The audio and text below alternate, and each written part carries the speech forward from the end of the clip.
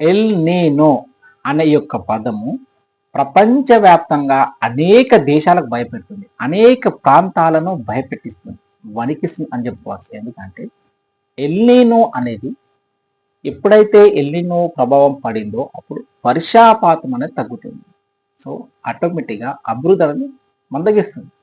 ముఖ్యంగా అభివృద్ధి చెందుతున్న భారతదేశం లాంటి వ్యవసాయ ఆధారిత దేశం పైన ఈ యొక్క ఎల్నినో ప్రభావం పడితే ఏ విధంగా ఉంటుందో చెప్పలేము. ఎందుకంటే 2015-16 సంవత్సరంలో కూడా ఈ విధంగా ఏర్పడి అనేక రకాలుగా భారతదేశం ఇబ్బందులు పడ్డాయి.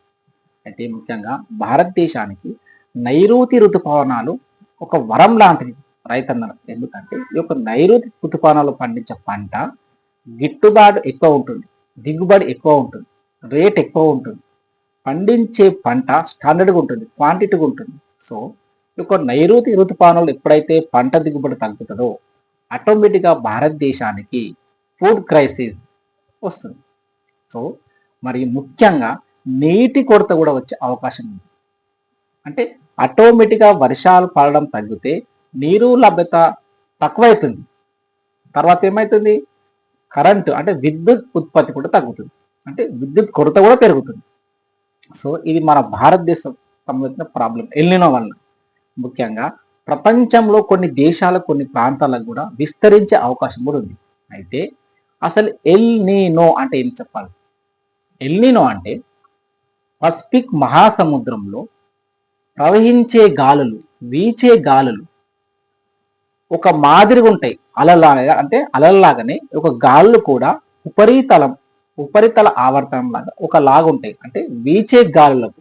అంటే మరియు సముద్రము ఉపరితల ఉష్ణోగ్రత ఈ రెండు సమతుల్యంగా ఉంటాయి. అంటే వీచే గాలులు, ఉష్ణోగ్రత రెండు సమతుల్యంగా ఉంటాయి. ఎప్పుడైతే ఈ యొక్క వీచే గాలులు, ట్రేడ్ గాలులు బలహీన పడతాయో అప్పుడు ఆటోమేటిక్గా సముద్రం లోపల ఉన్నటువంటి ఉష్ణోగ్రత, వేడి అనేది పైకి వస్తుంది.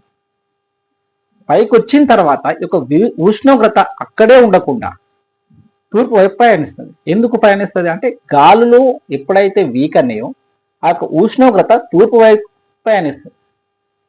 ఈ టైంలోనే వర్షాభావం ఏర్పడుతుంది.